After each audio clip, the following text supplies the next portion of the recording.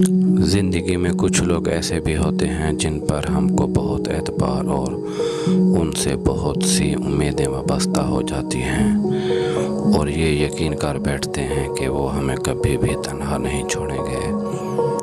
आहिस्ता आहिस्ता दिल की हर बात उनसे शेयर करते हैं, अपनी छोटी छोटी खुशियाँ, अपने छोटे छोटे गम सिर्फ उन्हीं को बताना चाहते हैं। मगर न जाने क्यों वही लोग अक्सर हमें मुंह के बल गिरा कर छोड़ जाते हैं। दुनिया में बहुत कम लोग ही ऐसे होते हैं जिन्हें मान रखना आता है।